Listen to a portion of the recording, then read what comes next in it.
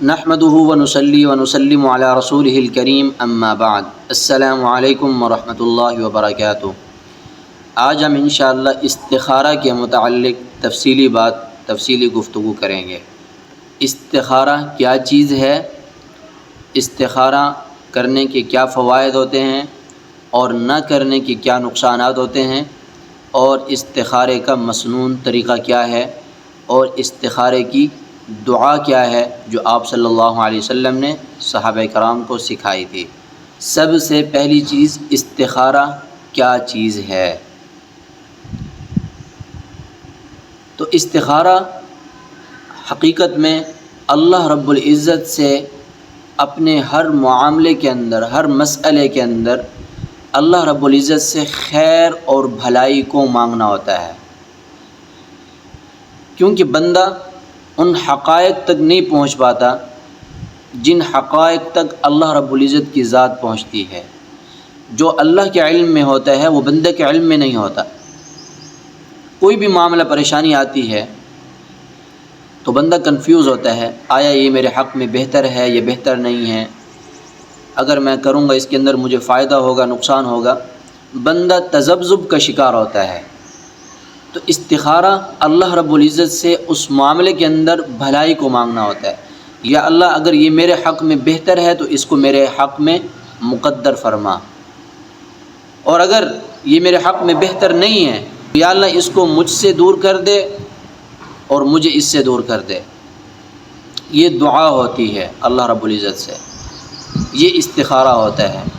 گویا اللہ رب العزت سے ایک قسم کی رہنمائی حاصل کی جاتی ہے، رہنمائی طلب کی جاتی ہے اللہ تعالیٰ سے۔ دوسری چیز، استخارہ آپ صلی اللہ علیہ وسلم اپنی امت کو، صحابہ کرام کو سکھاتے تھے۔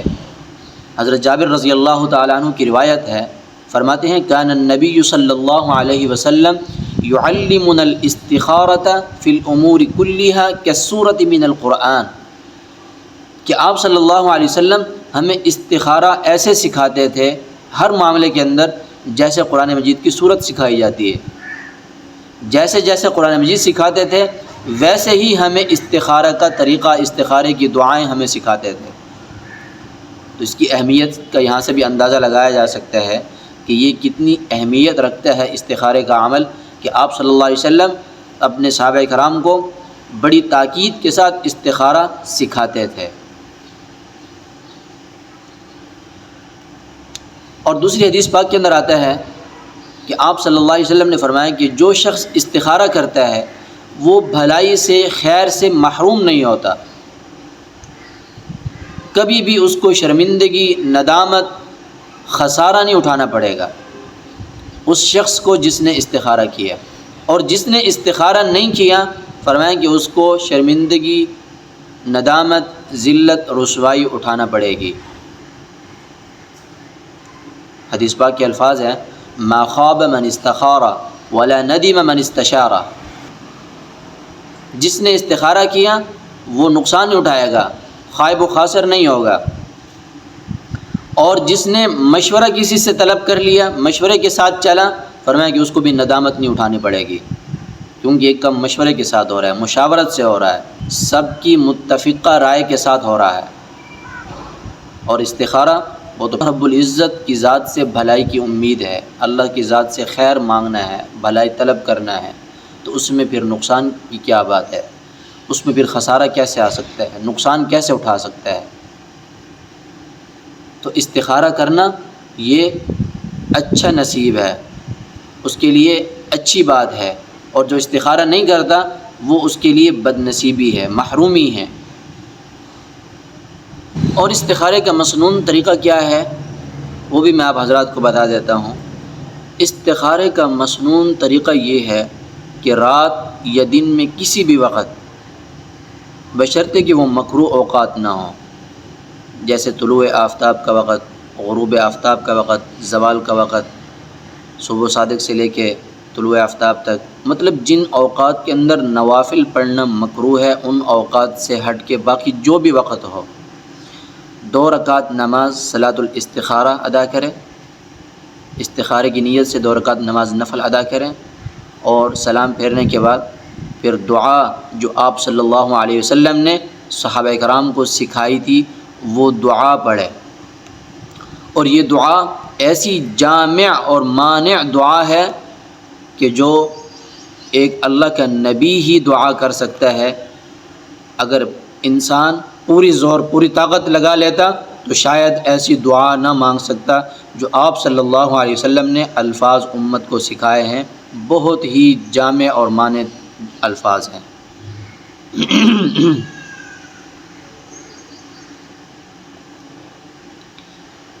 لیکن ہمیں مصیبت یہ ہے کہ ہم دعائیں یاد نہیں کرتے، ہمیں جنازے کی دعا کا پتہ نہیں ہوتا، ہمیں مسجد سے باہر نکلنے کی دعا کا پتہ نہیں ہے، مسجد میں داخل ہونے کا طریقہ پتہ نہیں ہے۔ مسنون دعاؤں کو یاد کرنا چاہیے اور ان کا اہتمام ہونا چاہیے۔ اپنے محل کے اندر موقع محل کی ساری دعائیں یاد ہونی چاہیے، اس سے زندگی سنت کے مطابق گزارنا آسان ہو جاتا ہے۔ تو یہ استخارے کی دعا اس کو بھی یاد کرنا چاہیے۔ اور اگر زبانی دعا نہیں پڑھ سکتا تو کتاب سے دیکھ کر بھی پڑھ سکتا ہے، اس کی بھی اجازت ہے۔ اور اگر عربی کے اندر نہیں پڑھ سکتا تو اس کا جو ترجمہ ہے، جو اس کے الفاظ کے معنی ہیں، ترجمہ ہے، اس کو کم از کم اردو میں جو ہے اس کو پڑھ لینا چاہیے۔ الفاظ اور معنی وہی ہونی چاہیے جو آپ صلی اللہ علیہ وسلم نے سکھائے ہیں، تب اس دعا کی برکات اور ثمرات ہمیں حاصل ہوں گے۔ تو یہ دن میں یا رات میں کسی بھی وقت 2 رکعت نماز نفل ادا کریں، اس کے بعد یہ دعائے استخارہ پڑھیں۔ اور یہ بات لازمی نہیں ہے کہ ہم نوافل پڑھیں گے اور دعا استخارہ پڑھیں گے اور خواب کے اندر ہمیں کوئی چیز نظر آئے گی۔ خواب آنا ضروری نہیں ہے، بلکہ 2 رکعت نماز نفل اور دعا استخارہ پڑھنے کے بعد انسان جو تذبذب کا شکار ہوتا ہے، انسان کی جو پریشانی کی کیفیت ہوتی ہے، قوت فیصلہ انسان کا ختم ہو جاتا ہے کہ میں کیا فیصلہ کروں اس معاملے کے اندر، اس مسئلے کے اندر۔ تو اس دعا کے پڑھنے کے بعد اللہ کی طرف سے مدد اور نصرت یہ آتی ہے کہ انسان کے اندر قوت فیصلہ پیدا ہو جاتا ہے اور انسان کا دل ایک طرف قلب مطمئن ہو جاتا ہے کہ اس کے اندر میرے لیے خیر ہے، اور اللہ پاک اس کے اندر اس کی مدد فرماتے ہیں اور اس کے لیے اسباب پیدا ہو جاتے ہیں۔ تو وہ ایک طرف فیصلہ ہو جانا اور دل کا مطمئن ہو جانا، یہ اللہ کی طرف سے مدد اور نصرت کا اظہار ہے، اور یہ ہے استخارے کا نتیجہ۔ اس کے اندر کچھ ہمارے اپنی طرف سے اوہام اور شکوک و شبہات جو ہم ڈال دیتے ہیں، ہماری عادت ہے رسم رواج بدعات کو دین کے اندر، شریعت کے اندر داخل کرنا، ان کا بھی میں یہاں پہ ذکر کر دیتا ہوں۔ لوگوں نے اس میں اپنی طرف سے کئی چیزوں کا اضافہ کیا ہوا ہے۔ مثال کے طور پہ کچھ لوگ یہ کہتے ہیں کہ استخارہ صرف رات کے وقت ہوتا ہے، دن میں نہیں کر سکتے، جبکہ یہ بات غلط ہے۔ دن میں بھی ہو سکتا ہے، رات میں بھی ہو سکتا ہے۔ اسی طرح دوسری بات کہ اس دعا کے پڑھنے کے بعد فوراً سو جانا چاہیے، کسی سے بات چیت نہیں کرنی، یہ بات بھی غلط ہے۔ نمبر 3، فلاں رنگ کی چیز نظر آئے تو اس کا یہ مقصد ہوگا، فلاں رنگ کی چیز نظر آئے تو اس کا یہ مقصد ہوگا، فلاں رنگ کی چیز نظر آئے اس کا یہ مقصد ہوگا، یہ بھی غلط ہے، اس کا بھی حقیقت سے کوئی تعلق نہیں ہے۔ نمبر 4، آگ نظر آئے تو اس کا یہ مقصد ہے، پانی نظر آئے اس کا یہ مقصد ہے، ہوا نظر آئے اس کا یہ مقصد ہے، اس کا بھی حقیقت سے کوئی تعلق نہیں ہے۔ بلکہ میں پہلے بھی بتا چکا ہوں کہ جب یہ نوافل ادا کیے جائیں استخارے کی نیت سے اور دعا استخارہ پڑھی جائے تو اللہ رب العزت اس بندے کا پھر ایک طرف رجحان کر دیتے ہیں، اللہ کی طرف سے اس کے اندر بھلائی پیدا ہو جاتی ہے اور جھکاؤ پیدا ہو جاتا ہے اور اطمینان قلب حاصل ہو جاتا ہے، اور بندے کے اندر قوت فیصلہ پیدا ہو جاتی ہے کہ بس اب میں نے اس چیز کا فیصلہ کرنا ہے، یہ میرے حق میں بہتر ہے۔ پہلے تذبذب کا شکار ہوتا ہے اور بعد کے اندر پھر انسان کے اندر ایک قوت پیدا ہو جاتی جس میں وہ فیصلہ کرتا ہے اور پھر اس پر عمل کرنا شروع کر دیتا ہے، اور اللہ تعالیٰ پھر اس کی مدد اور نصرت فرماتے ہیں۔ دوسری چیز، استخارہ خود کرنا چاہیے۔ جو دعائے استخارہ ہے جب وہ آپ پڑھیں گے، آپ سنیں گے، میں ابھی آپ کو انشاءاللہ سناتا ہوں اور اس کا ترجمہ بھی بتاؤں گا، تو وہ جو الفاظ آپ صلی اللہ علیہ وسلم نے سکھائے ہیں، اگر ایسا ہوتا ہے کہ کسی سے استخارہ کروا لیں تو صحابہ کرام بھی آپ صلی اللہ علیہ وسلم سے استخارہ کروا لیتے، آپ صلی اللہ علیہ وسلم ان کو استخارے کی دعا نہ سکھاتے۔